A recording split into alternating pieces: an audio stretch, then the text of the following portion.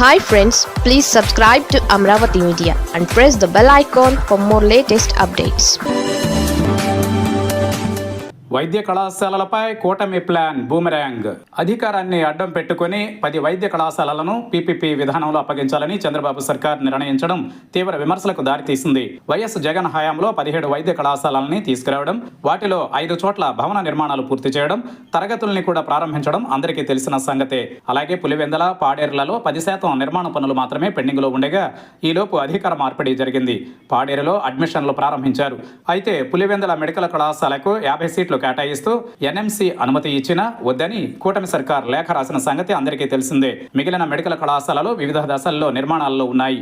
YCP హయాంలో 2 ఏళ్లు corona మహమ్మారి బారిన పడి ఆర్థిక వ్యవస్థ ఎలా చిన్నాభిన్నమైందో ప్రపంచానికి తెలుసు. అయినప్పటికీ వైద్య విద్య విషయంలో జగన్ సర్కార్ పట్టుదలతో ముందుకెళ్లింది. ఈ వాస్తవాలు జనానికి తెలుసు. కానీ కూటమి సర్కార్ 10 వైద్య కళాశాలల విషయంలో ప్రైవేటు వ్యక్తుల చేతుల్లో పెట్టాలని నిర్ణయించి తప్పు చేయడమే కాకుండా ప్రశ్నించిన వాళ్లపై ఎదురు దాడికి దిగడం ఆశ్చర్యం కలిగిస్తోంది. ఈ సందర్భంగా పలువురు మంత్రులు మీడియా ముందుకు, అలాగే అసంపూర్ణ నిర్మాణాల వద్దకెళ్లి హడావిడి చేయడం ద్వారా ఏం ఆశిస్తున్నారో, ఏం చెప్పాలని కోరుకుంటున్నారో ఎవరికీ అర్థం కావడం లేదు.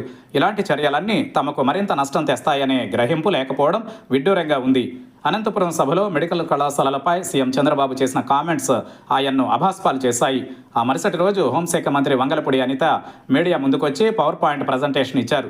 శిలాఫలకాలు వేసి బోర్డులు పెడితే వైద్య కళాశాలలు కట్టినట్టేనా అని అనిత నిలదీశారు. 17 వైద్య కళాశాలల్ని సకాలంలో పూర్తి చేయకుండా పేద విద్యార్థులకు వైద్య విద్యను దూరం చేశారని ఆమె మండిపడ్డారు. పూర్తి చేయని వాటి సందర్శనకు రావాలని అనిత సవాల్ విసరడం అతిపెద్ద కామెడీని తలపిస్తోందన్న సెటైర్స్ వెల్లువెత్తుతున్నాయి.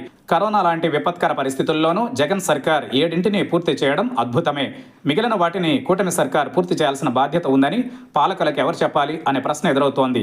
మంత్రులు వంగలపూడి అనిత, సవిత తదితరులు మెడికల్ కళాశాలలపై చేస్తున్న హడావిడి, దబాయింపు ప్రభుత్వ పెద్దల మెప్పు పొందవచ్చు. కానీ వాస్తవాలన్నీ తెలిసిన ప్రజల దృష్టిలో మాత్రం విలన్లుగా మిగులుతారని గుర్తుంచుకోవాలి.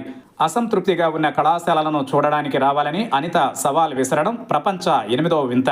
ఆల్రెడీ పూర్తయి తరగతులు జరుగుతున్న కళాశాలల మాట ఏంటి? అమరావతిలో వరద నివారణకు 6,000 కోట్లు ఖర్చు చేయాలనుకుంటున్న ప్రభుత్వం వైద్య కళాశాలల నిర్మాణానికి ఆ మొత్తాన్ని వెచ్చించడం భారంగా భావించడం న్యాయమా అనే ప్రశ్నకు సీఎం చంద్రబాబు, ఇతర ప్రభుత్వ పెద్దలు సమాధానం చెప్పాలి. మెడికల్ కళాశాలలపై వాస్తవాలేంటో జనానికి బాగా తెలుసు. వాటిపై కూటమి సర్కార్ పెద్దలు నోరు తెరవడం అంటే చేజేతుల నష్టాన్ని కొని తెచ్చుకోవడమే.